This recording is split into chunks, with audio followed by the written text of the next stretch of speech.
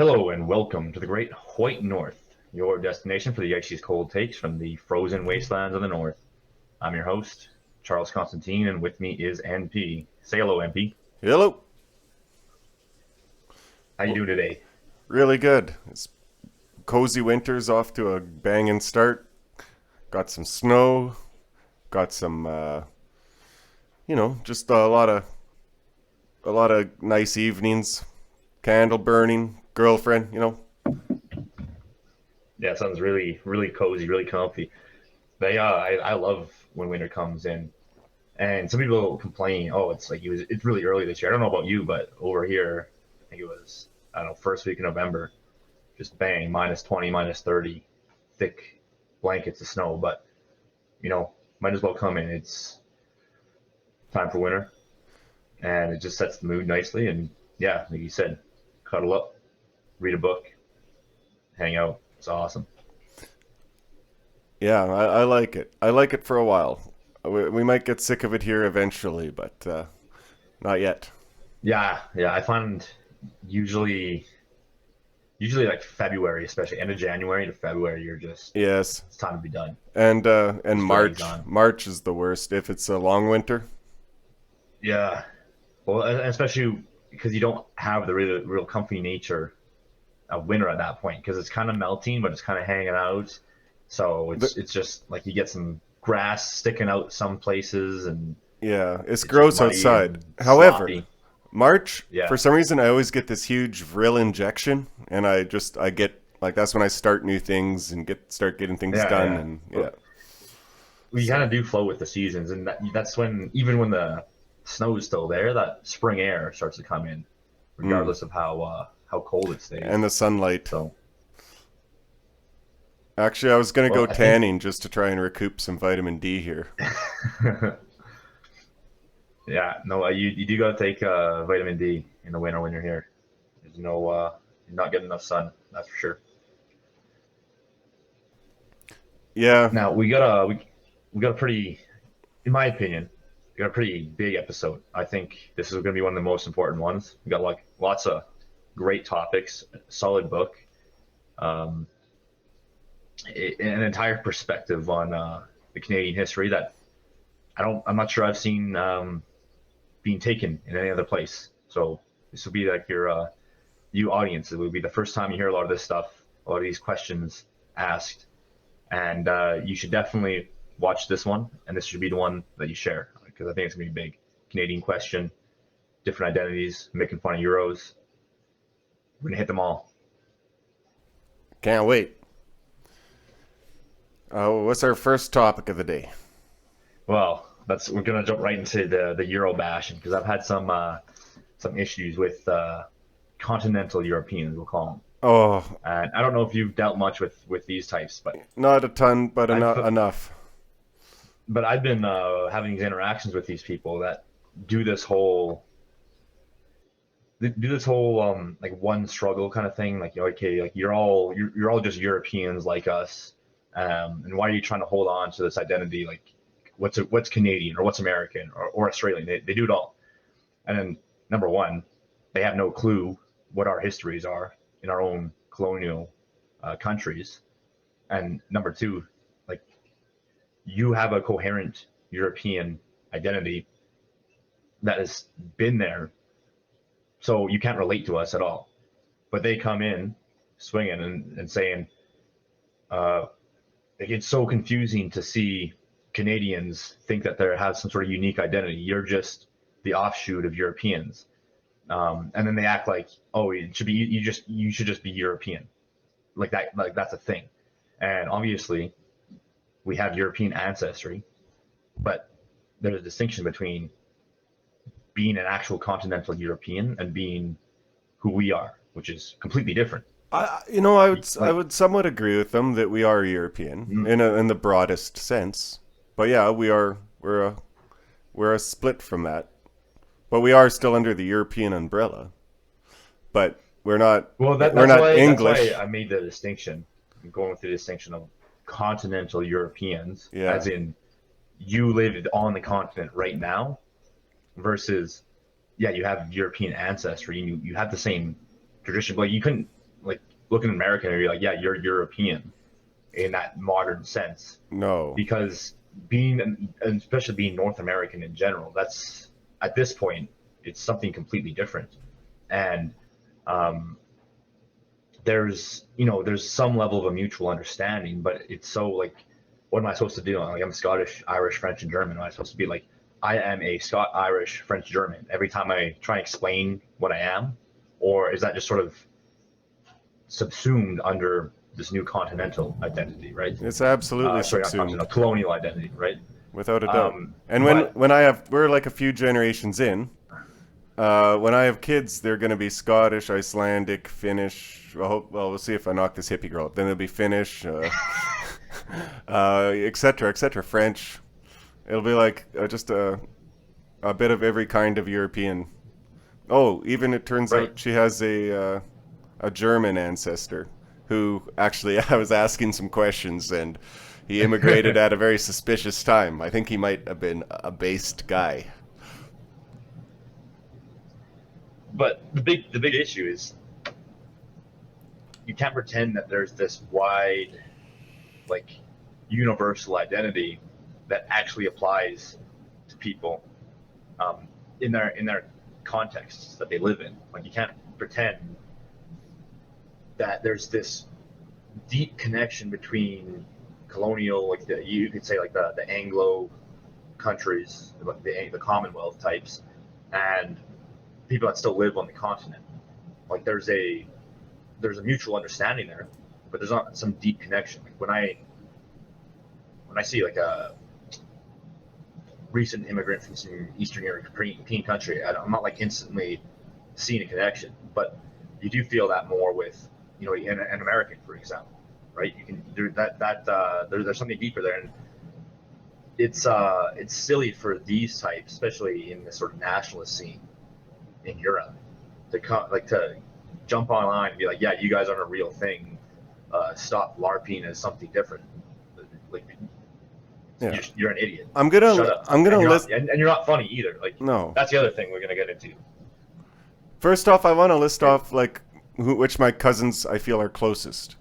The most relation I have. Of course, first is my fellow Canadians, and then like Newfoundlanders, and then after that probably Australians, and then after that I'm gonna go English, even though I have no English blood, weirdly.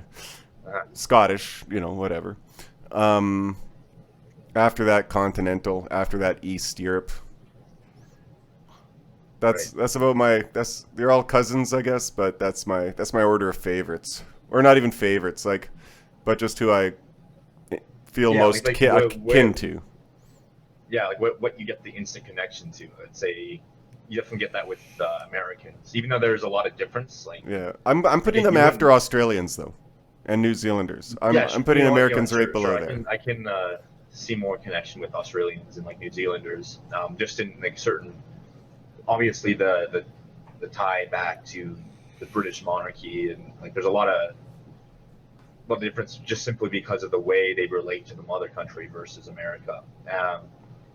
But the thing is a lot of people that aren't in this country, like the average European, I don't think they can tell the difference between a Canadian and an American, and like a first person experience of each.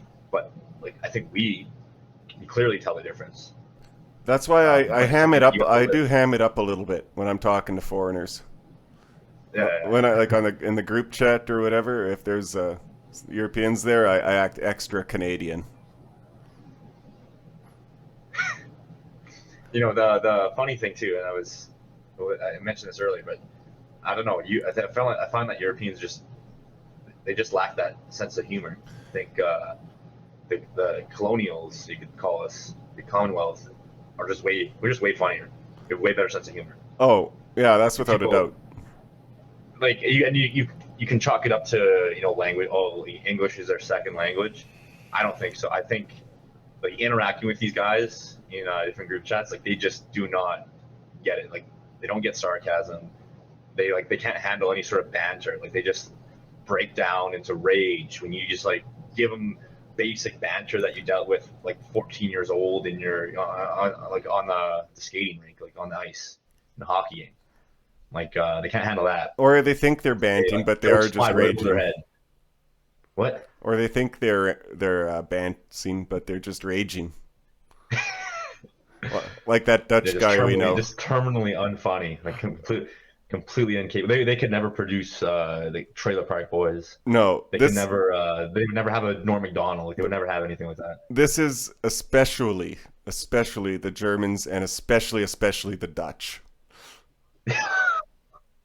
I like Irish. They have a real witty sense of humor, like dry. It's drier maybe, Yeah, but it's like we're more yeah, morbid. yeah. I like it.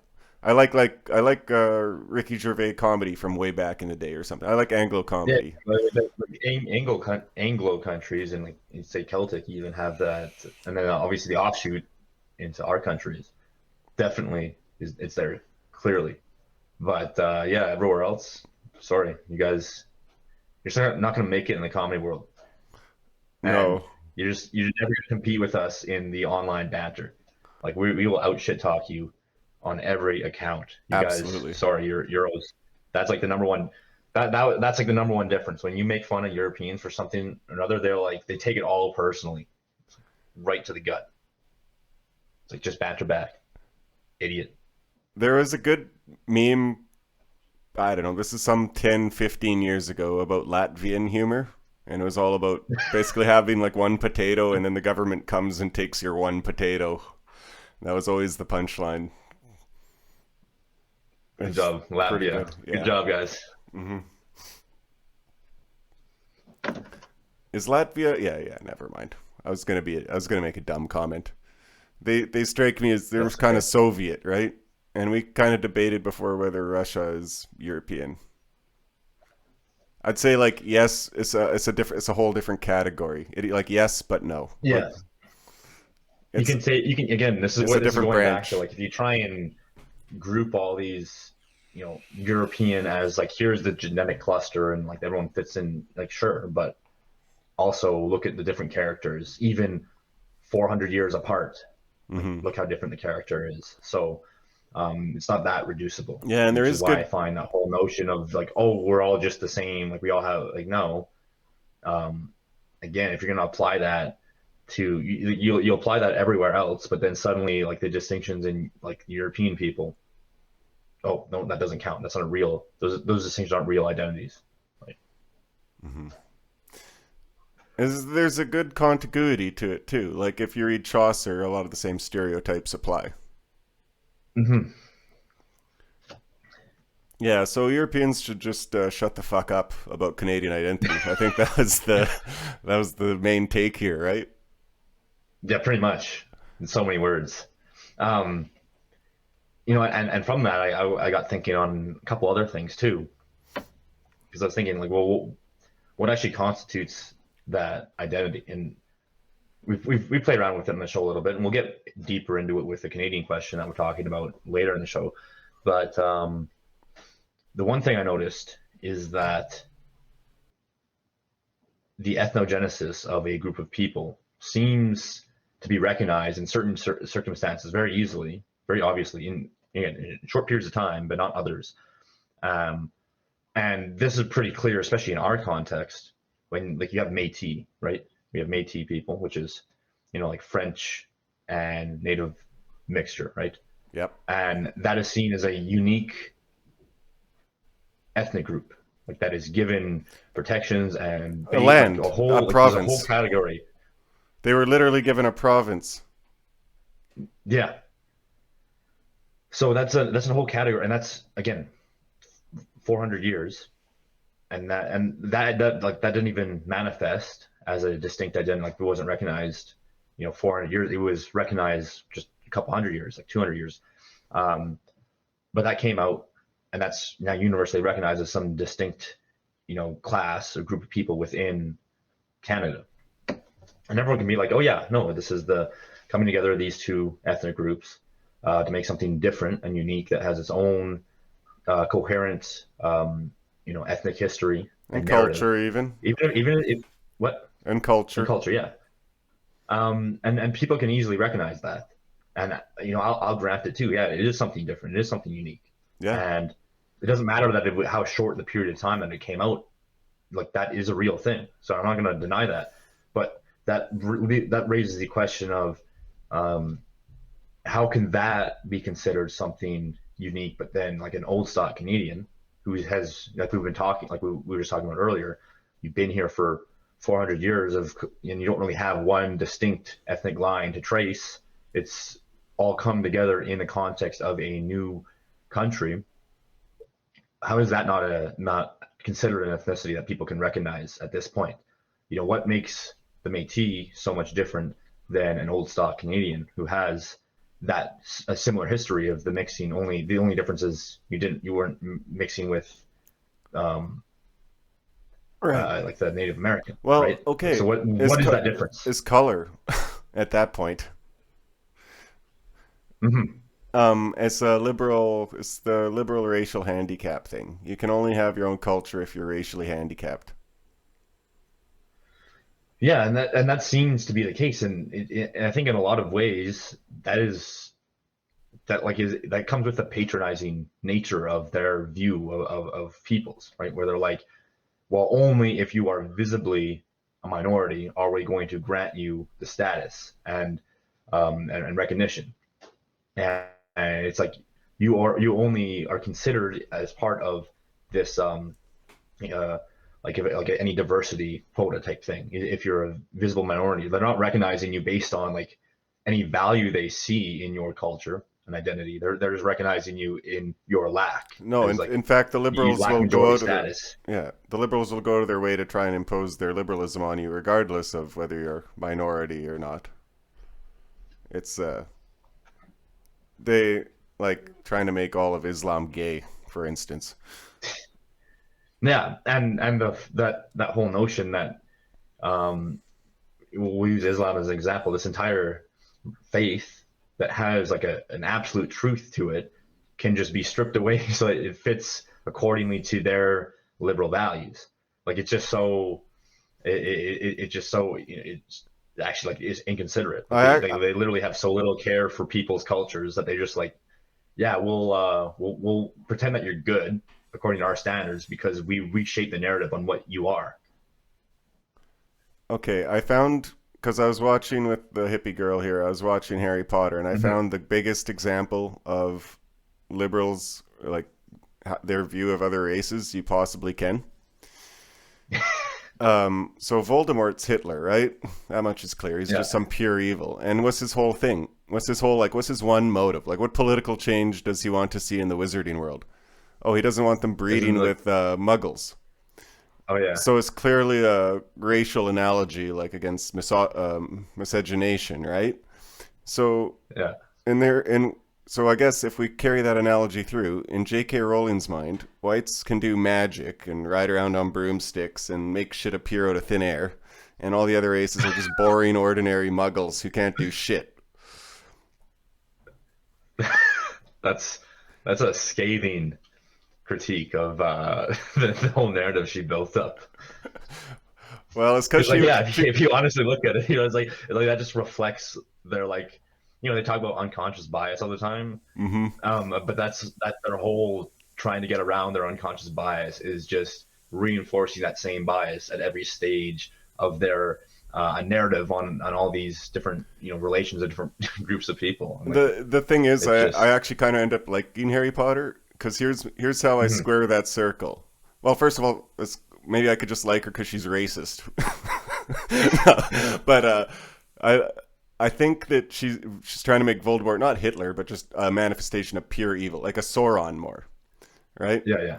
And so she threw on a bunch of liberal window dressing that doesn't matter because his actual motive of this mudblood stuff and all that, it doesn't really matter in the story. It's just this evil. It just means evil. And so Yeah. it's truthfully is like a mythological story of good versus evil. It's just what if you actually take the liberal presuppositions there, it is extremely funny.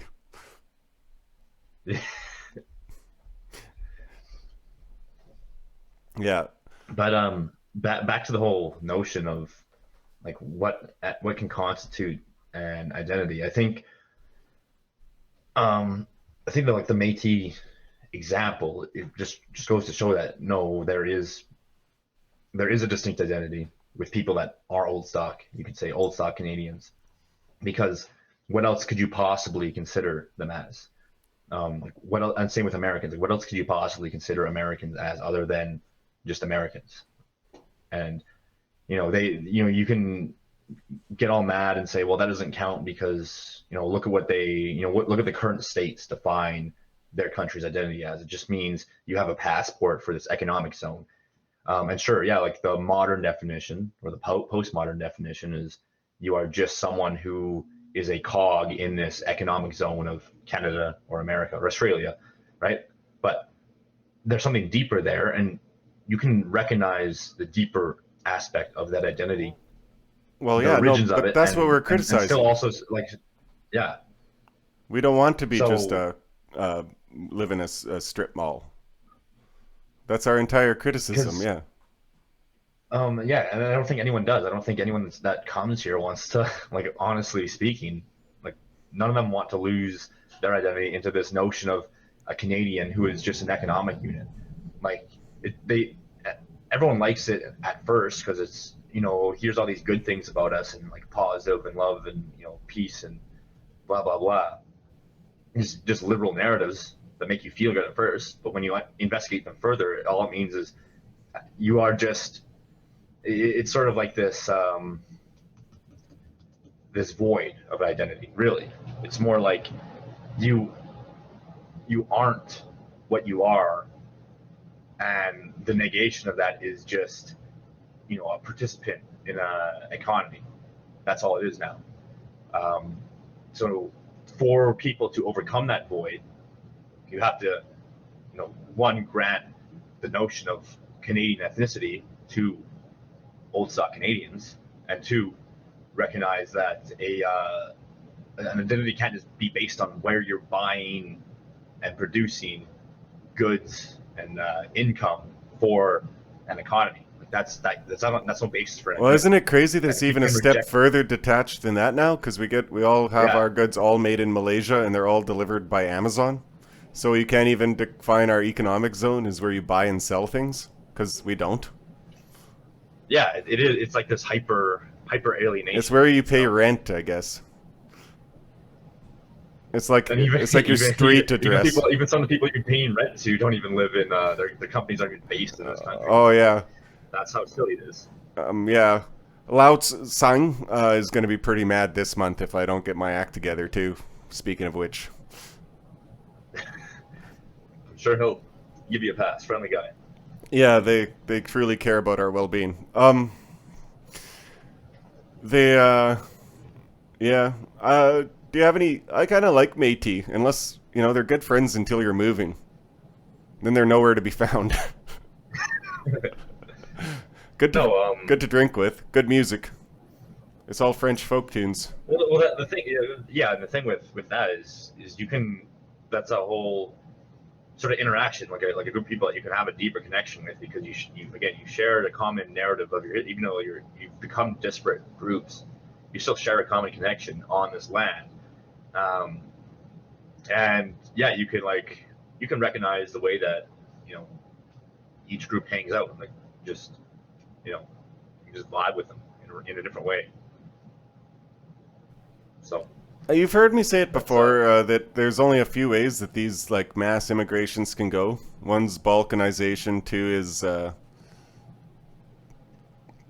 is Brazil or whatever. yeah, But so, and then I also posited three, which is sort of a postmodernist, neo-feudalist digital tribe, kind of low-key warfare, which actually seems the most probable and the most like what's happening right now. But yeah. do you lean towards balkanization or Brazil is a prediction? Honestly, I don't really see either of those happen, especially not in the Canadian context. Because I think number one, you already have a situation where, like we've talked about before, people come here and they just build ethnic enclaves from the start. So there's not this mass mixing like Brazil style. So that I don't really see that happening. And then like the balkanization, like you kind of require a wider variety of like inhabitable space for that balkanization to occur. But it's just like clustered in the cities, and then the same people that have always farmed and been urban are just being urban. And like I don't, as much as I'm sure they want to get immigrants out into those areas, I honestly don't really think it's going to happen. Like it's just living in small towns is still too uncomfortable. Like I don't like a lot of people that have been here forever don't want to live in small towns still. So why would someone that's coming for like specifically for the economic benefits Well, you and can't talk the loudly on a liberal Bluetooth. freedoms? You can't talk loudly on a Bluetooth during your skip the dishes job in a small town. Yeah, It's just not practical. well, there really isn't a skip the dishes job in a small town, anyways, because So how how are many they going to do clients their you really side get? hustle? Oh man, yeah, it's not a place for them. I sympathize with them. I think they should just stick to the cities. Um, so yeah, I think it's just going to be continual. Like people are just going to have their sort of tribes within the cities, and make what's best. You know, get their figure out ways to angle to get the bread, and that's sort of. And we've talked about this before, but that's kind of what the government would have to contest with is just how can you how can you make this more amiable? Otherwise, I think they're just going to have to accept that reality at some point. And I think prosperity isn't necessarily going to be good forever, and that might cause a lot of people just not want to be in here through the cold winters because I mean those cold winters aren't a lot of fun already, and if you're from a country that's a lot warmer, that's even less fun if you're not really getting that much benefit, economically. So we'll see how that goes. I just think it's a lot of that will sort itself out in ways that will be honestly pretty agreeable for the average person. Like I don't think it's going to get too bad, to be honest. Oh, I'm optimistic. you can actually tell the race living inside the apartments near me by like the temperature in the hallway outside of their room. Oh yeah. It's pretty clear. Um, yeah, someone should do a study. I'm just kidding.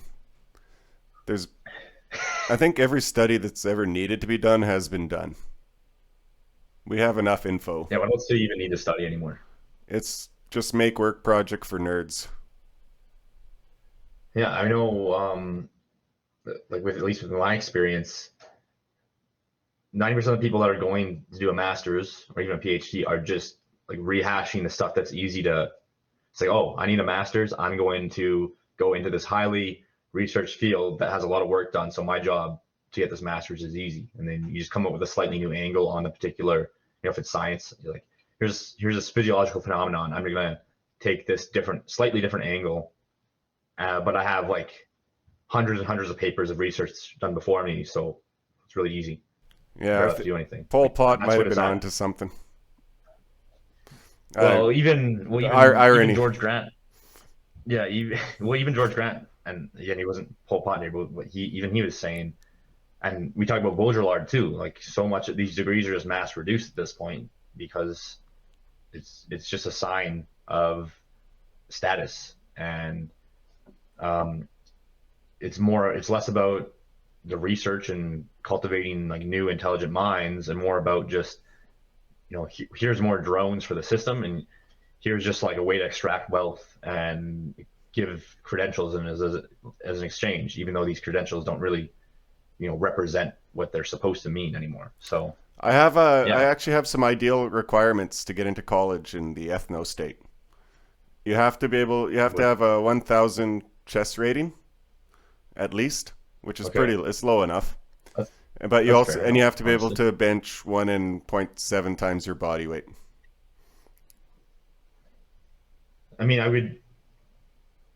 you kind of have to agree as a like a good it's a good sorting mechanism, but honestly, I don't necessarily need my intelligent guys to be jack. Like just actually be smart and have interesting ideas. Yeah, I agree. And I know it's a line that gets overused and all that, or like liftocracy or jokes like this. Yeah, yeah, But yeah. these sanctimonious nerds need to go. So we need at least just maybe a base physical requirement. No more Stephen Hawking's. Yeah, He yeah. can work as a speak and spell. Yeah, you know what? You could give I could give Stephen Hawking a pass if he wasn't an atheist. I'm like, you're gonna be that smart and you're still gonna be an atheist? Okay. I Well, could give him a what's the pass if he point didn't then? go to Epstein's Island. Oh, well, that's even better example Can of you imagine being the 13-year-old girl who got assigned Stephen Hawking? that's all right. No, No one never mind. Never. cares. This is a well. We'll save this for Dime's show, which we'll be interviewing. Yeah, that's his kind of bit. Yeah, that's so He's gonna terrible. love that. But I'm saving that. I'm saving that for him. He's gonna love that bit. oh, Oh boy. all right. Well, let's move on Yeah, then. let's Let's move move on on here. swiftly. Yeah. We got the in the whole context of this talk about identity. We have the text that we explored called Canada and the Canadian Question, and It's funny. Our how much? first episode was called the Ukrainian question. The Canadian question is such a great Yeah, title. Yeah. no, it is. So And what's this the often I what? find doesn't get explored, but we have this text by what's this guy's name? Already forgetting the author's name. Rough start. Wish I could But help you. basically, it's about okay, what does it mean to be Canadian in the advent of Confederation? I think it was written around 1890, 1891. It's by Goldwin Smith. Um, yeah, 1891. And the TLDR is just okay. We are a new country now. We have this whole mixture of we got this French province and we got the British aspect, but we've lost connection, or we're in the era of being no longer really a colony of the crown anymore. We're still connected, but we're not dependent on them anymore. And we have this country, America, blowing up right below us. And what are we gonna do? What's the deal? What do we make of all this? So that's basically what's being investigated in this book. Now, did you? I think you just said you skimmed it, right? Yeah. I've been I don't know. The dog ate my homework, but I skimmed it. That's no big deal. Did you have any sort of like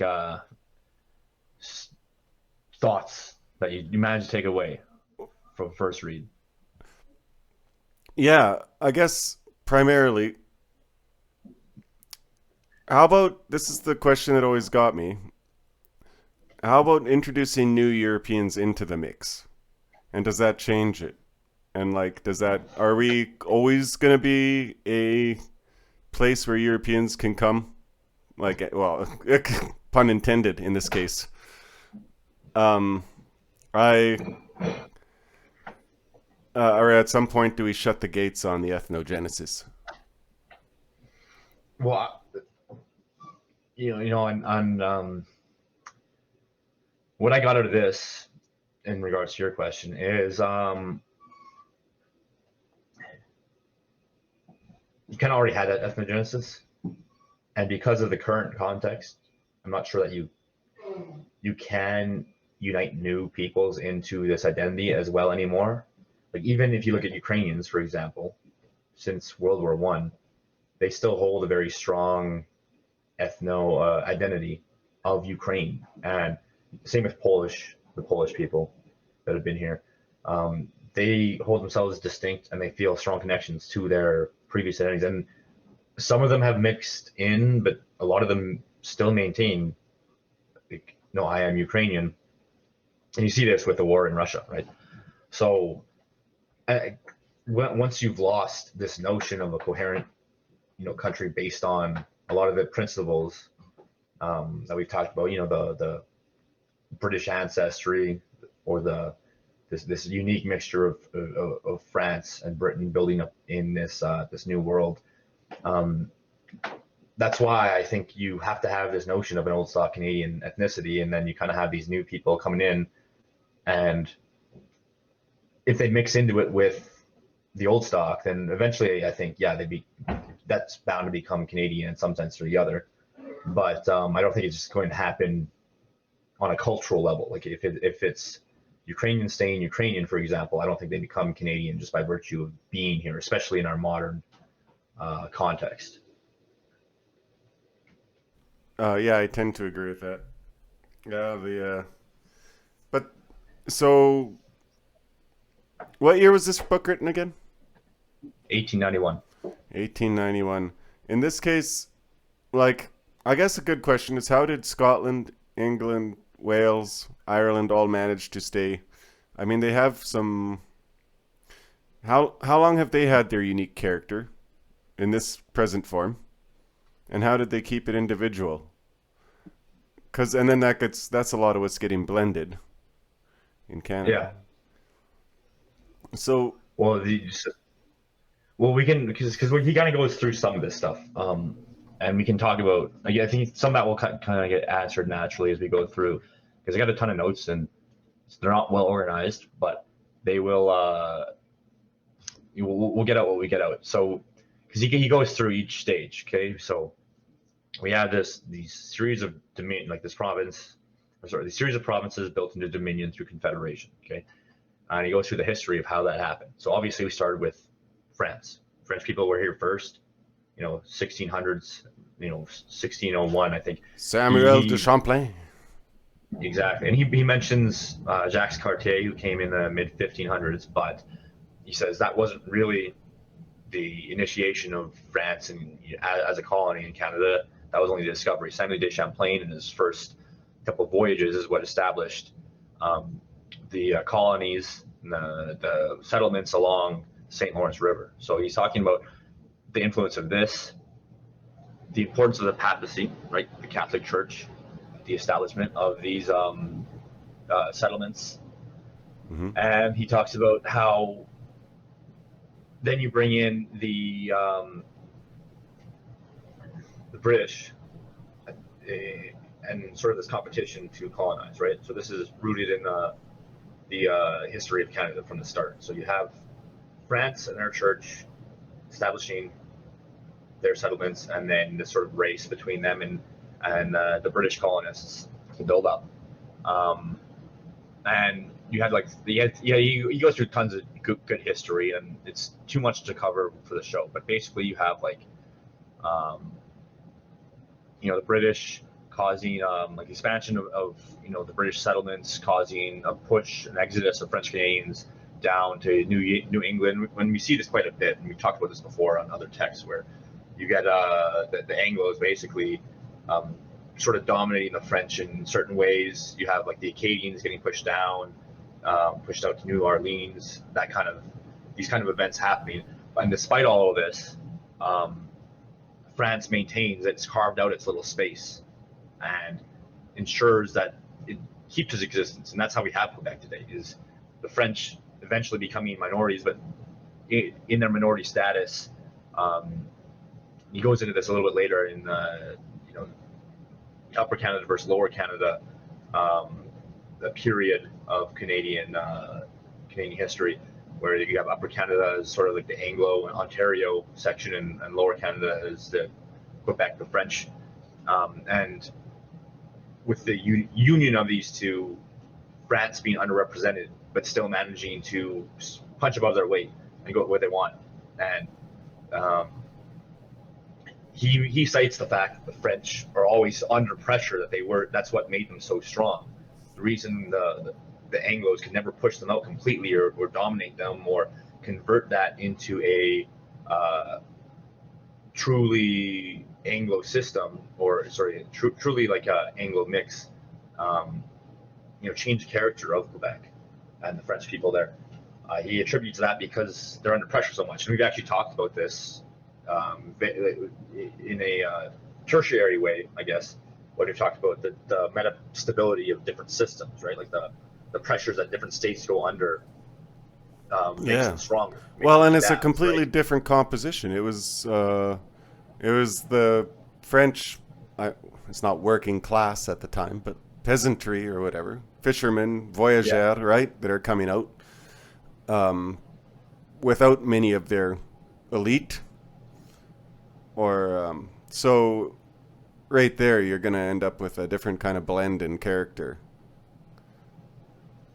yeah, and that's the biggest thing is this sort of pressure, both from the Anglos and from the environment itself, um, cultivated the Quebecois into quite a resilient people that are to this day still advocating for their interests and maintaining their unique identity no matter what.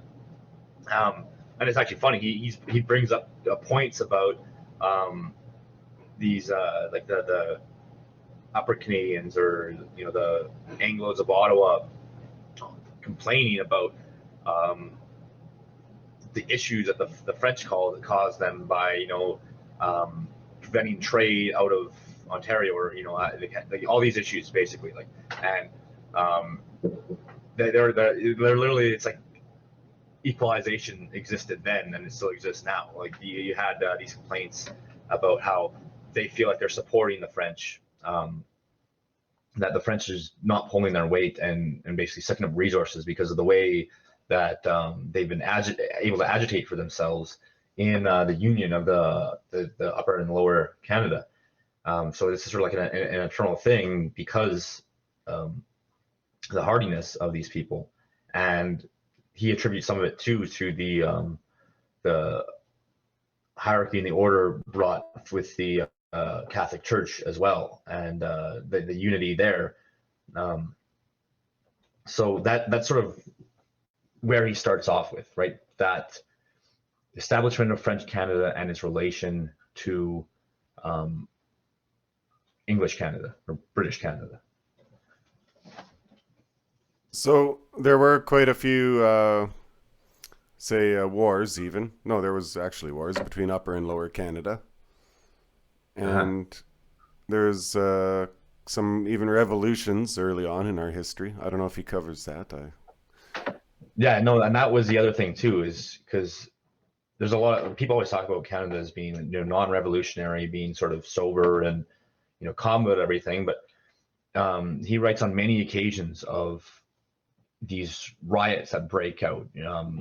French people not getting their due and then rioting, and typical of the French, but even Anglos not getting what they want from Ottawa and rioting as well. And then so there's this constant tension. He says like basically mini civil wars breaking out in a lot of the history of Canada in the early 1800s, especially shortly after the War of 1812. And like people complaining, people getting after their mayors, and people getting after their even the governor general. Right. This is a big thing that he brings up is the institution of the governor general as being the representative of the crown, and people respecting that because there's this tie to the symbol that it represents, but really not paying it any notice. And that was the funny thing is he like he says from the start you had the governor general gets instituted and then like no one listens to what he says. It's like he has veto power, but everyone's just like, yeah, who cares, man? You're gonna vote our way. You're gonna let us do what we want anyways because you're just like you're just a position. It doesn't you don't actually have any real power here. And it was always the politicians and the oligarchs, because he does talk a little bit about the early oligarchy in Canada, that really had the power. So there's all these regal institutions, and like he kind of talks about how a lot of the elites in Canada are LARPing as a sort of aristocracy, but he kind of pokes fun at the fact that most of them were just failed aristocracy in the UK, or like wannabe ones who are trying to prove themselves in Canada to get like a position in India. Um, but it's all dressed up. It's not a real aristocracy, and um, a lot of the discussion around that comes and brings to light the failures of these types of people, like these incompetent elites LARPing around in Canada, and he takes big issue with this because he thinks that Canada's poorly managed economically. And so, because this author is kind of like an early liberal, so he's looking at these aristocracy LARPers, saying, "You guys suck. What are we doing? Having a confederation. We should be, united more with America because we need to make more money here, and we've lost ties to the UK anyways. We don't make much money trading with them. So, what are we doing here?" And he makes valid points, but I think the real hot take is that he was an early version of a neoliberal who's complaining about the incompetency of a more royal order, a more aristocratic order, but this failure of the aristocracy ultimately led to a bungling of these economic policies that ended up preserving Canadian identity for a little longer. It seems to be preserved until Diefenbaker, which George Grant talks about, like we mentioned on an earlier show. Yes. So that was like a big takeaway I found from this. Is what do you think? You have these sort of bungling. Oh, go ahead. No, what do you think about this idea that we ended up establishing sort of a natural aristocracy? Like, I know in Alberta, the big ranch families, that's who all the libraries and parks are named after, right? Yeah. Because they donated all the, they filled that role. And I know the railroad barons out east and things like that had parts like that. We did end up generating our own aristocracy. Yeah, to some extent, but that didn't really.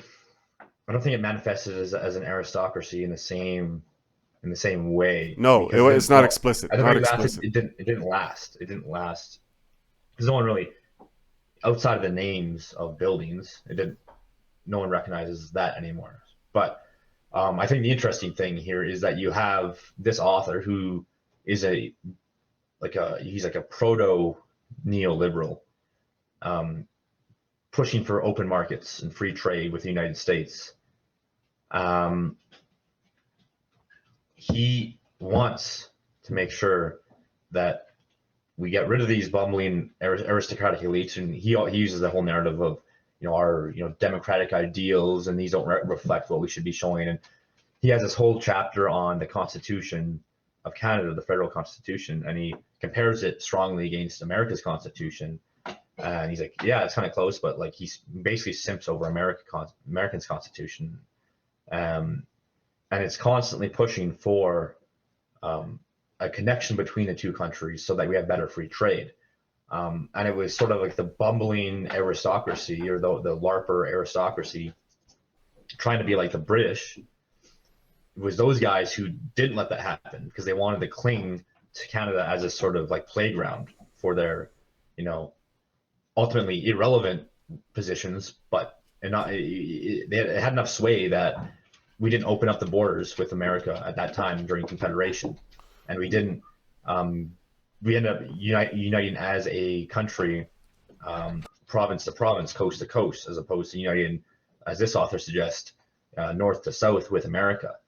And that, I think, in a certain way, that aspect preserved our identity for much longer than if we would have just taken this author's suggestions and united with the southern border, because that basically gave us a whole 60, 70 more years of, you could say, ethnogenesis potential.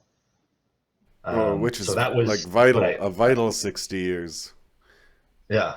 That would be, and that's where you see, the stories of the Canadian soldiers in World War I. I'm not sure if had been the united, the union with America that this guy wanted, you would have seen these qualities come out, and this sort of, rugged warrior spirit, you could say, get exemplified. The connection to the Commonwealth ensured that we developed into who we are now, and that was an accident, it seems, because the obvious, like, and this guy again, he, like I said, he makes a pretty clear case that it was dumb for us to not just open border trade with the states. Like, yeah, economically speaking, our elites at that time bungled that, but in the end, it turned out better for us. We, even if we, like George Grant says, we're a branch plat for America, and we get, infiltrated by cultural values of America through, mass television, mass media. That all had to happen when that technology came out, and it didn't happen when they really wanted it to happen, decades earlier. So that was a big takeaway that I've never seen that angle pointed out before. It's really funny. Two wrongs do make a right. Yeah. If only our incompetent leaders now would somehow avert disaster. Yeah. But there's some like eternal truths of Canada that he notes too. Like he has this one quote.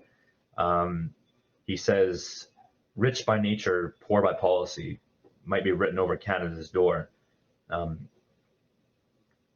And he spends a lot of time talking about how we have all these rich natural resources, and we waste them. And he's coming at it from the angle of, yeah, we need to, like, he's like, consume, like, let's get all this trade going, max it, like, consume oil, consume lumber, get excited for next product. But he's correct in that we don't even use it to its, like, to a substantial extent for ourselves. No one profits. The people don't profit off of it. No, it's true.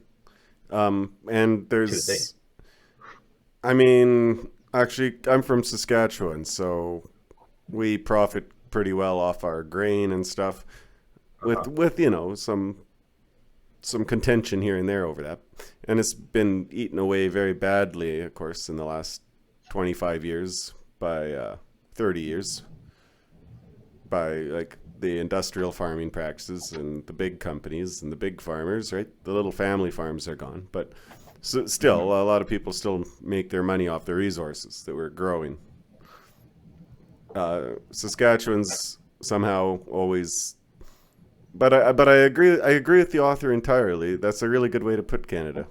We are rich in nature and in spirit, and we are poor and humble as a matter of fact. Yeah, foreign policy. That's his, again. He's like, this is a poorly governed place. That was his big. He just keeps hitting on it. Another thing he talks about is he goes through the whole. He's talking about how living in the British provinces work, and he talks about how you have, like, the landlords and renting and people losing their farms. And being sort of beholden to the landlords. And he also talks quite a bit about, and again, it's funny, like an internal thing. He's already talking about the loss of local community. This is 1890s. He's saying that people are losing local communities. There's the advent of the suburbs, specifically in the Great Lakes region, like the main population density zones of Canada, especially at that time. But yeah, you already have suburbs coming up, people being pulled away from the centers of community out to the suburbs, and yeah, like a loss of community and a loss of being beholden to, like, landlords. What pressures were pulling people to the suburbs back then? Well, because he number one, he says, like, it's a wealth thing. It's like a combination of wealth and land availability, basically. And so people just not being able to make enough money to run an entire, like, multiple acres of land to themselves, and then the cities being too gross and disgusting, and people wanting to get out of them, and it being cheaper to live out in the suburbs. So it's like an internal problem. It's already started out back in the day. And another issue that he brings up is the feminization of boys in being taught by female teachers. He talks about that too. Wow. He said what he says. Let's see. Another unattractive manifestation of the democratic spirit is the behavior, in cities at least, of the lower class of Canadian boys, of which even the most silver-tongued of governor generals could not bring himself to speak with praise. Neither the schoolmaster nor anybody else dares effectually to correct the young citizens. Something may perhaps be due to the extensive and increasing employment, from economical motives, of women as teachers. There are those at least who think that this practice is not favorable to subordination or to the cultivation of some manly points of character. So he does say, others contend that the gentle influence of the females is stronger. Um, and yeah, he says like this is something that probably needs to be investigated. Like what's going on here? And he says also even though this guy's like a hyper liberal in many senses, he says no one should be surprised at hearing that in a new and crude democracy there is a want of respect for authority and courage of exercising it, which makes itself felt throughout the social frame in which the young rowdy soon learns to presume, no wonder juvenile crime is on the increase. So he's saying, yeah, this like democracy we have here doesn't have a good sense of authority, and it seems like female teachers are not conducive to making these young boys have any respect for authority. So it needs to be investigated more before we jump to conclusions. But like again, 1890 is already under like being Yeah, I think that investigation is done now, and I will vouch for him. I'll vouch for him. 100 years later, yeah. Yes, he was 100% right. The other thing too, just while I'm thinking about talking about these sort of eternal problems that are coming up, he's in the appendices in the book. He has all these reports on different fields of the government, different economic fields, and one of them is agriculture. And he's talking. Well, sorry, it's not him now. It's this report that he's gathered up from different institutions. So he's got this,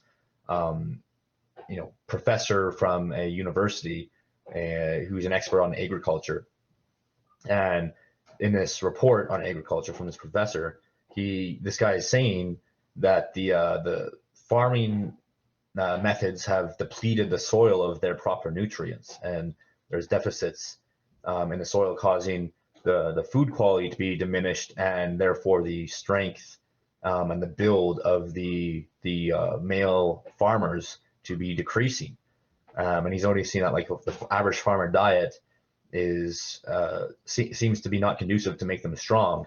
So he's noticing this sort of deterioration in this class of people, and he's saying part of the reason is because the farmers aren't eating their own whole food anymore because they're trying to sell it off. They sell off their best produce, and then they eat the quick and convenient like pastries instead that they pick up from the store, as opposed to cultivating whole meals.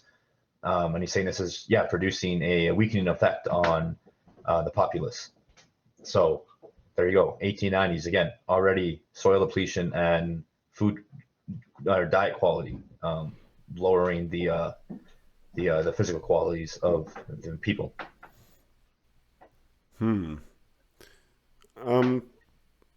I think this is one thing where I think engineering will help us, and so to somewhat like bro science, like we are slow. Our groups are slowly overcoming these, at least to some extent. There's the wider issues at hand, but I do believe we will be moving towards like smarter crop rotations and other practices like this over time. Well, that's what he said too. That's what this professor said. He said, "Don't worry, it will be all right. We'll have better technology to fix this." Not that I'm doubting that we can get better with this, but it's just funny that he was making that point, and then that is funny. Yeah, we still have depleted soil. I got in before by 110 years. Or 130 years, sorry. Yeah, 130 years, we still have that same issue. Another funny, I've got like a big list of notes that I want to get into, because there is a lot of real good narratives. But there's one other funny little quote, just before we jump into those bigger narratives. He says, wealth and speculation has not failed to attract the Jew, who brings with him his tribal exclusiveness, his tribal code, and his tribal ways in trade. So it's funny how yeah they Uh, just recognize that right there. wow. That's it would have been nice to back in the day to just be able to say it. It's funny how yeah it's just sort of like this almost clinical analysis of the social landscape of Canada, and yeah you can just say yeah this is what it is. This is what I've noticed, and totally you just publish this stuff. It's crazy, yeah. The more it changes, the more it stays the same. Everything's identical. Um, I You know, it makes me it's causing me some doubt as to my own. Am I just a reactionary? Am I just the eternal boomer complaining about how it's going to hell in a handbasket? well, I think that's a actually a good point to make is that we see a lot of these almost eternal issues, it seems. And actually, this might come up in our episode on our next George Grant text that we do. I've been reading ahead, and that whole idea might come up. But I think yeah, it is important to like you can't properly analyze your own situation unless you compare it to previous eras and see whether or not oh it's doom and gloom end of the world or whether you're kind of just dealing with a, a set aspect like of just living in mass in civilization. So stuff like yeah, like problems with diet, problems with community falling apart. Like if you always are just standing yourself up in opposition to things that you think are falling apart, then I think that is a losing strategy because you can never really um, completely get outside of that because it seems like it's always kind of present. So it's more about stepping through it. Yeah, it's a bit of a white pill in a way too. That here we are today, even though we Yeah. had those problems back then. So in another 130 years, maybe a couple of nerds will be analyzing our podcast and being like, "These just like me, for real, for real." Yeah, yeah. Um, No, that's the funny thing is you can just look it back and you're like, wow, that's literally us. But they turn out okay, and we'll turn out okay. Doesn't mean you just sort of resign yourself to a lethargy, to apathy, but it does mean you can have a more level-headed approach to the issues. yeah, that's a really great point. Uh, what do you got in your notes there? Um, well, one thing that he points out, and this is sort of still a relevant issue too, is he talks about how you have these people send their boys back to English schools, like private schools in England, because they're in universities because they see them as superior institutions. But then when they come back, they're estranged from their own social industrial elements, um, and these people end up with tastes suitable to British life, not Canadian life. And we still like this whole notion of cosmopolitans, basically, to this day, of these people who just chase status wherever it is around the world, and then are completely disconnected from their own living environment. That this is another eternal issue that he's outlining. Yeah, no disagreements there. We could almost make it a law that to serve in such and such offices, you need to have been educated in Canada or something. Well, I think that would this totally reasonable, right? I think many other places have this have these sorts of policies. At the very like, and again, there's nuance there because if you can, I don't know, like China obviously sends a lot of their young, intelligent people to learn in higher institutions Right. in the West simply Yeah. because there's better resources, but they've already been um, sort of culturalized strongly first, Yeah, right? you So wouldn't want to having make that that connection. too strong a policy. Like a couple of years of Uh-huh. study abroad might not hurt. You know, Gaddafi studied abroad, and he was pretty rad. I mean, for some Yeah, reasons, and other reasons not. Fed handlers. But yeah, he at least seemed to really care about the Lebanese people. that's right. Now to get into like some of these notes here. Um, there's a lot of interesting, again, just like little like tidbits of stuff that comes up. So he talks about there was this coalition between like English Tories and French conservatives standing up against the liberals of their own day. Um, like he notes, and we've talked about this a little bit. Like French Canada was more conservative, and the English Tories were willing to overcome their differences with the French to push back against liberals at the time. Um, so again, I just something I found interesting where you kind of have these liberal conservative lines that get crossed based on interest of people maintaining their identities against that liberal progression. Another thing that he notes is the Irish were seen as dirty, or at least according to him, and this might be his biases. Like they see Irish as like dirty exiles dumped on the shores of Canada, um, and they let's see, and then he's talking about this in the context of Canada losing their commercial privileges in like trade with the mother country. And Mm. so it's like, oh, we just lost all of our revenue, and now we have to deal with these dirty Irish people that get dumped on our shores. Um, but he says a positive quality, like he's like, despite us viewing these people as dirty, our medical system um, helped heal these people and like brought them up to health regardless of their situation. Um, but he said this also ended up creating a new ethnic voting bloc of these Irish people. Right, it's the same thing we heard in that book Canada from Yeah, from 1895 regarding the right. Scottish voting blocks, English voting blocks, Irish voting blocks. But again, something that he doesn't see or he doesn't make note of, and it might be part of his own narrative. Because again, he has a sort of agenda that you can see coming out through this text of the push for free trade, but obviously those people got subsumed with underneath the identity and didn't agitate for their voting bloc. They kind of became part of that Anglo identity. Um, Another thing is on the establishment of Ottawa as the capital, and apparently the Queen decided that Ottawa would be the capital, um, and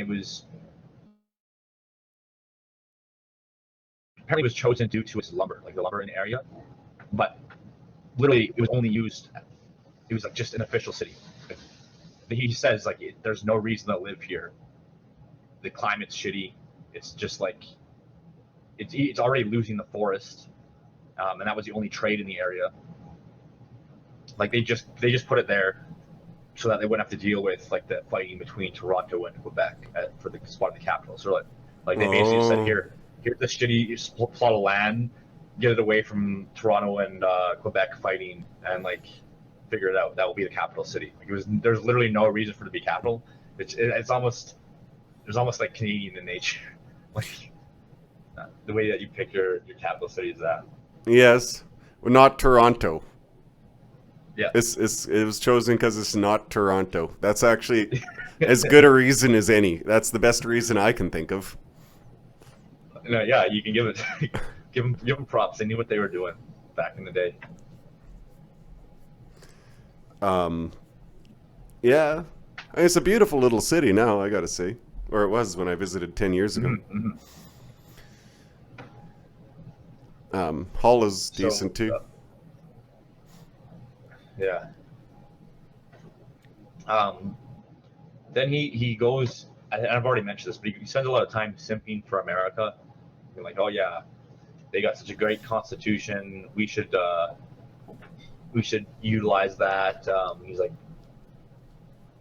Canada, the way we're confederate, or yeah, Mm-hmm. the way we're confederated, Canada is dumb because there's a massive geographical dispersion, um, and the French national separatist sentiments is sort of breaking up this bloc, but we're still consolidating everything together.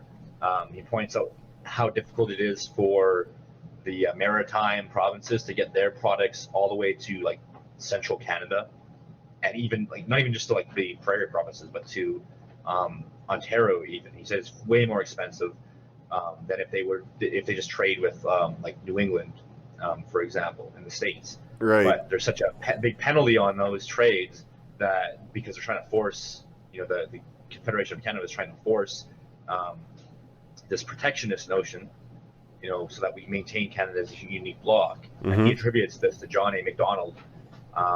He says, like, this is so dumb, we're wrecking our commercial prospects. But it's like what I was saying earlier, where this push for isolationism and this like unique, you could say, playground of wannabe British aristocrats ultimately made us, despite the setbacks economically, it made you more of a people, which is an interesting takeaway there. Yes. Well, I'm grateful for Sir John A. Macdonald there because I'm, 3,000 kilometers from any ocean. Well, that's not quite true. I'm only, 1,600 away from the Pacific Ocean. But regardless, I'm about as landlocked as any creature on Earth. And I'm thriving. I'm selling my doodads on the ship of the prairies to sea to sea. He also has an interesting note about how, although the House of Commons was designed to represent the people throughout the whole Dominion, it was like this: House of Commons represents the people to the crown, but all it became was a representation of wealth and high political intelligence. And basically, he's like, the House of Commons is just an oligarchy, and it's always been that way. Like that's from the start, it's always been that way. And he says part of the reason this doesn't work, like you could have had a aristocracy, but the way Canada was, and we talked about the LARPing aristocracy, and this is he goes into more detail about what that actually means. Is we didn't have a big enough leisure class. Like the UK, Britain had a large leisure class of like intelligent aristocrats that could devote time, especially around that time when he was writing. It was quite huge. Yeah. But he's saying all the successful men in Canada had no time for leisure. Like they were building businesses, they were working their own fields, and what happened is all the successful men doing the work left the door open for inferior men, he calls them, to slip their way into the positions of power in as representatives. It's so true. And, it's still true. Yeah. And that's exactly it. This hasn't changed. Like, you don't get high-minded, intelligent, capable men into these positions anymore. He says it selects for those who are most willing to go around buying votes, and the people that learn how to be basically vote salesmen. He's like, from a young age, the men of Canada who want to aspire to political ideals have to learn how to sell themselves for votes. So again, this is indicative of modern liberal democracies, and it's still true to this day. Jack Layton might have been the pinnacle of that class. We've never seen the likes again. And he he's so good at it that I can't even he's so likable. I never, he was always kind of like, hey, this is just a nice guy. Yeah, even though he's like I don't know, but yeah, that's our political. Joe Carter's another one who strikes me like that. I guess I'm just thinking of the politics of the 1990s. And then you get the Quebecois come in and just trounce us all the time, or our guys quite often, because they're kind of more like brutal in approach. They're like more, every French politician's a little bit like Trump. They can they're Latinate. I mean, Quebec's a Latin American country. Yeah. And so they can come in like strong rhetoric. Yes. And like vigor and a ferocity. Yeah. Yeah, no, and like he just keeps hammering on this class. He says like they're all all about party politics, and they team up against independent types. Parties matter more. Um, learning how to get votes, that matters more than actual leadership. And they push this theory. He says this implicit in all this is there's this false theory that communities are naturally divided against each other, and this divide is taken up through party politics. And he says, well, no, this is the terrible way to look at things. Your community should not be naturally divided against itself because of politics. And he says these sorts of politics, the more that you have of them, the less public spirit you have, and you have the lowering of the quality because of this. Wow. Called it. So, yeah, despite his like strong liberal tendencies, he's hitting these points, heavy. He criticizes them more. He says like these people, these inferior men that are getting in these positions, like the only time they speak on great public questions is to show that they've paid little mind to them. So yeah, these guys cannot address the public issues at all, or they only address them as a show of how ignorant or how divorced they are from the reality of them. 1993, this book was written. You said. No, I'm just kidding. 1891. 1891. Oh, you made a joke. I said joke. So autistic. It's identical. Yeah. No, it is. And then now here's an interesting observation he makes that I think applies very strongly to our current context, and to what's been implicit in the yeoman, the average Canadian guy, average Canadian person throughout the years. The yeoman would refer to the average Canadian landowner. Sure. Which is it's like call it middle class, if you will, but like a farmer or whatever, something like this. Yeah. But here's what he says. I mean, this is his liberal sentiments coming in and critiquing it. But he says there's a strong sense of localism and common good that pushes back against the large political questions and the economy. Nice. He says they see the local man as the best champion, whereas this guy he sees this local man as lowering the caliber, and he thinks no, it's good that intelligence is concentrated in the city, and we should be getting it should be the best man no matter what. The best man comes out of the city and then goes out to govern. Whereas he's saying the Canadian people themselves, from this localism, they see their local guy as being the best representative of themselves. Yeah. I want to vote for Bernie. When I say vote for Bernie, I mean Bernie, my neighbor Bernie. Yeah. And and this is similar to what George Grant was saying about the strong sense of common good for the Canadian people. We meet up in the A&W at 7 a.m. if you ever want to come and join our discussions. Anybody. That's any A&W. Oh, yeah. Any A&W. You'll find us at the table. We're a bunch of old white mustache guys, and we say it's going to hell in a handbasket, and we say the guys in Ottawa are crooks, and we sometimes successfully get our own guys in and preserve a little bit of our own dignity.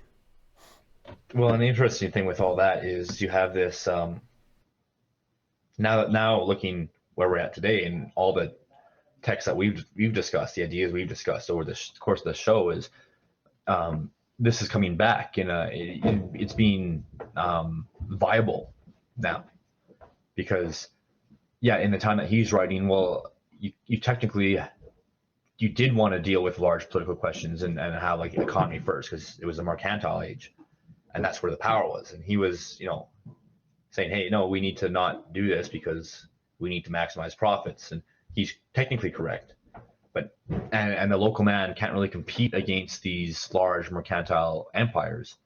But now we go back to the vapor trad model, and we're moving to the manual age, and this notion of the local man, local champion, and your more provincial ties, your strong sense of the common good in your local area. Now that's viable again. That's where the power is coming back to. So in a way, this is telling us Canadians that we are inherently designed for this. This is our niche. It's our era. It's our era. If the vapor trad model is correct, and the next age is the manual age or whatever, then Canada will probably be at the forefront of it. So this is one very positive, very optimistic about the future, and this also shows us why it's so important to uncover, what is inherent to who you are, and look at your history, because this guy in his critique of that shows us a lot about who we really are. That's awesome. Well, is there anything else you want to cover out of that? There's one big thing. I think there's like, again, I got so many notes all over the place. Yeah. But there's one big thing. So this notion of Canada first. Now, the first time this sentiment of Canada first came out was 1892 election? 1871. 1871. 1871. A barrister named W.A. Foster released a pamphlet, and he violently denounces the two old parties of Ottawa. And apparently they used the press. They exerted influence. Both parties teamed up to put this down, this Canada First sentiment. Right. This is this ties into that Thomas Darcy McGee story, I think. Yeah. And the author, points this out, and again, no surprise to us now, but the two parties will be violently against each other until some independent type or some sentiment that pushes against their ruling order comes in, and then they team up, and Ottawa will take on the press to violently attack anyone that gets in their way. And George Grant pointed out the exact same thing, actually. Yeah. But it's crazy that he's talking about young men. It was the young men of Ontario that were pushing the slogan for Canada First. It was in 1871 already. So, they talk about America First in America coming out in, the 30s, was it? Charles Lindbergh. But Canada already had that motion, that movement in, right during Confederation, right during that era. And he has a quote from this. He says, in one respect, at all events, the men of Canada First were right. They saw, or at least felt, even the least bold and the least clear-sighted them felt, that as a community in the New World, New World must live its own life, face its own responsibilities, grow and mold itself in its own way.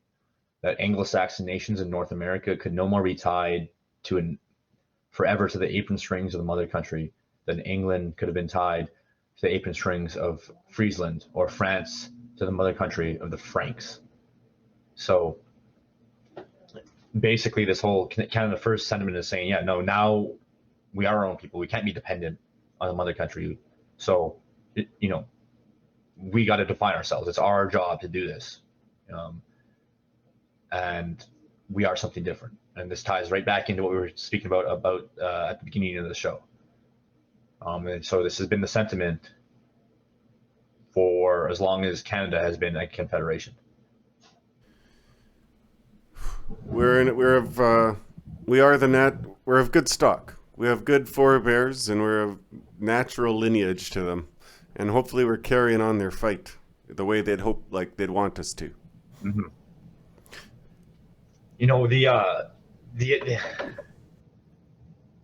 The last thing I wanted to talk about. He says he talks about there's this sentiment for the push for a federation of democratic communities across the globe. He's talking about like a sort of proto-globalism, specifically of Commonwealth countries. So you could say like it's this the CANZUK thing, Canada, UK, New Zealand, Australia. That sentiment was already getting pushed for in the day, but then he's saying he literally says, so what, you're going to have like Hindus in this too, because they're a Commonwealth country. That's hilarious. Hindus outnumber us 5-1. 2019, you said this book was written. No. So he's like, yeah, this is dumb. We can't have this like federation of democratic communities across the globe because of like the imbalance and he says the same thing we were saying is, yeah, these are distinct countries. They have a common history, a common ancestor, but why would they be deciding for each other on things? Like why would they, other than trade, like they're not connected enough to each other to make a proper proper federation, Right. right? So he has the, and then he says it's like they're trying to compare this to Rome, and we see this all the time. You know, these guys pushing for this imperial federation. He's like, no, we're not Rome. Shut up. You're nowhere near Rome. You're completely inadequate. And he says like the minds of the rulers of the empire, of the British Empire, are completely in different. They live in a different world completely than the average man in the colonies. Unlike in Rome, where there was more of connection. At least this is what he's saying. So I found that funny. He said at most you could have a moral federation of the whole English race, which would include the U.S., where you have like the common moral ideas. Let's just be friends. That's my proposition. I want to be friends with y'all. That's about it. That's as far as it goes. You know, I like that they buy us drinks at the bar, but I'm not going home with them. Yeah. Yeah. No. I guess I'm just gonna rattle off like 3 more points, and then we can be done. Number 1, he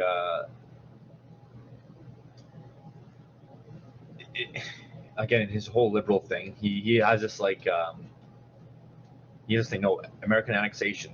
Like we should just become America. You just become part of America. He's like, it's good. We should just do that. And then he's critiquing critics of annexation. He's saying these people. This is what they, according to him, this is what they claim. He says American laxity, their liberality on things like birth out of wedlock, is going to seep into our country, and we don't want like those immoral values. Like you know, we don't want the laxity on these like moral issues that America has. Oh, I have a funny personal story on this. Do you know the taboo against birth out of wedlock extended as far as that in 1950? Say 1950, I had an aunt who had to hide a pregnancy from my grandma for 5 months. Holy. Or so she hid the baby for 5 months. Wow. That's my oldest cousin. So but, yeah. Well, hey, that stuck around in Canada a while. So good thing. Like, it's funny. He's like, his response to that critique is he goes, oh no, that laxity for birth out of wedlock, that's only in Illinois and Indiana. You know, shout out to Matt Parrott there. And he's like, he goes Illinois and Indiana aren't even part of the U.S. right now, so who cares? Like that's literally what his point was. It's like, you know, damn, you had terrible calls. It's funny. It was right in the cowboy days. So so the opposition to annexation would be something like, we don't want to be like the Wild West. Well, so he doesn't have that opposition. He's saying this. Opposition. No, I know. But the opposition would be saying that, like, we don't want to be Clint Eastwood in the good, the bad, and the ugly. Well, kind of, but the general notion was that Americans were more liberal on many of the social values that Canadians felt strongly about. So that was one of them. I think like I think at some point he mentioned some worry about like you know, religious freedom being stripped away because the liberal values are antithetical to that, and like he's basically saying, oh, don't worry about that. And of course, we'll look at what happened in America with liberal values there, right? So he didn't hit that very hard. And yeah, he's already talking about, in this age, Canadians naturally taking more interest in American politics than British or Canadian politics. He's like, they care more about who's elected president than who's prime minister of Britain. So that was already a phenomenon. And then he does this whole again, just free trade, like everything, it's got to be free trade.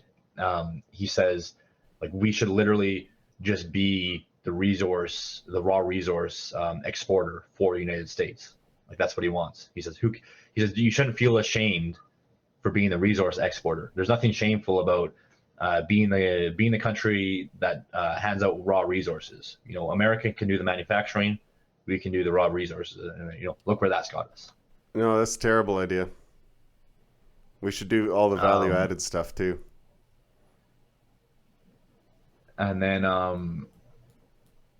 yeah, like he's doing this bootstraps, like he's like he basically says Canada's trying too hard to pull itself up by the bootstraps. Just take the easy route, make the profit off raw resources, and yeah, like nope, look, we're there. Everyone got screwed over by that mindset eventually. So he was wrong there, but again, luckily the protectionism prevented that from happening early on.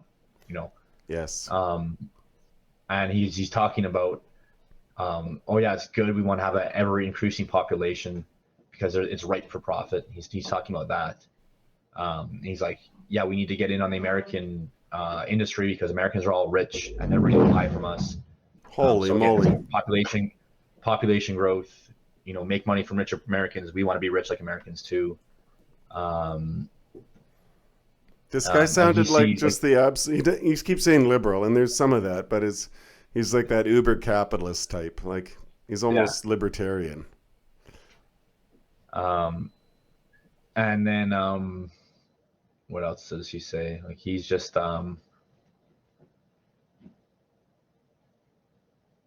oh yeah, he talks about he's saying there's a sentiment that someone said like the rest of America would be better off without New York. Correct. And he's making fun of it. He's like, no, that's dumb. Oh. Yeah, but that was a comment. That was a sentiment at the time apparently.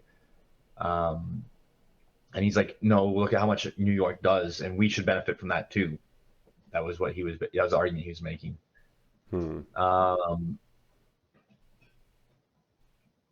Then let's see.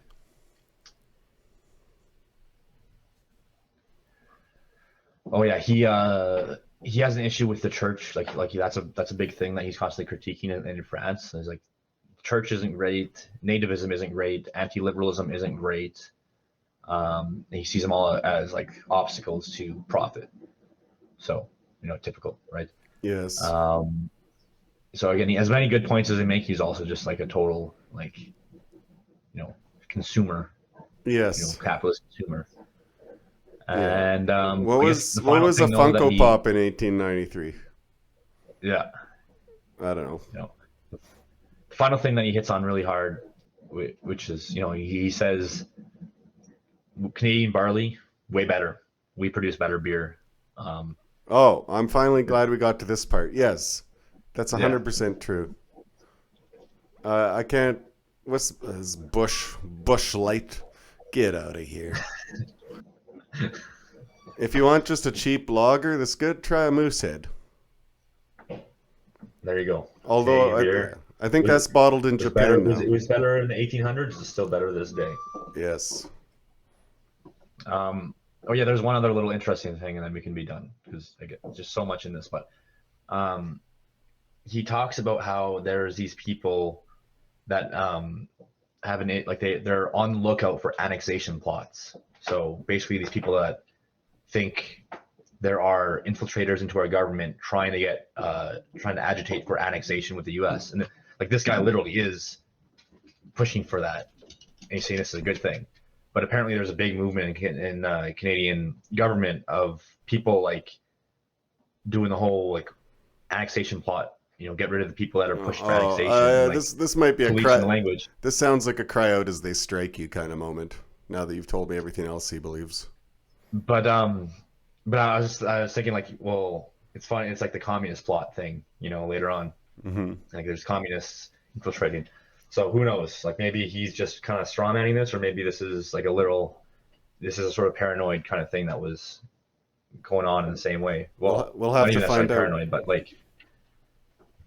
it's just funny. Another one of those things. Like there's always these are ever present kinds of political issues. Yeah, it really makes me even more in favor of witch hunts almost every time. Yes, well, that's a really interesting look into our past. I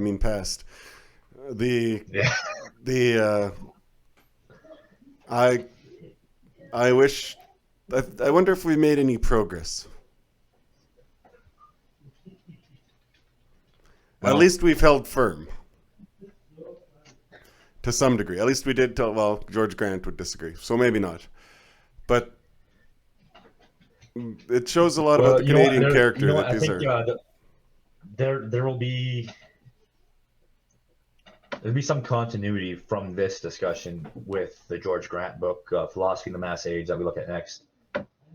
All right. Some of the ideas that he's pushed forward in that text will kind of elucidate that whole discussion. Okay. Of how we progress, where are we at? Yeah. I'll hold off on any bold takes then until the next one. And at the very least, I think this demonstrates why it's so important to get an understanding of history and like not just the pure history, but the opinions of thinkers of the time have had. Like, this guy isn't just he's giving you a bit of a narrative with his history, with his discussion. And again, I think this answers the Canadian question in a way that's not obvious. Obviously, this guy is saying Canadian question for him is, well, we're something new, we're something different, but we should unite with America for trade reasons, right? That's his answer. But I think the read between the lines of this text tells us a different story. It tells us, in my opinion, the history of Canada is really the people grinding their way out on a land,